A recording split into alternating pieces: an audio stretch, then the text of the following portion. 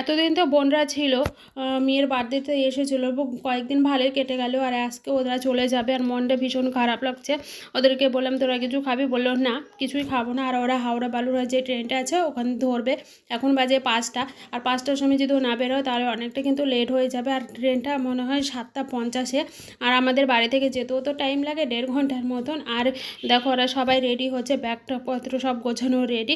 আর এদিকে দেখো গাড়িও চলে এসেছে, আর গাড়ি করেই যাবে, কারণ এখন এত সকালে তো আর টোটো পাওয়া যাবে না। ট্রেন পাওয়া যাবে, টোটো পাওয়া যাবে না, তার জন্য গাড়িও চলে এসে উবের বুক করা হয়েছিল, উবেরে চলে এসে আর ওরা গোছানো হয়ে গেছে সব কিছু, গাড়িতে উঠে পড়লো। আর আমার আবার একাকিত্ব জীবন শুরু হয়ে গেল।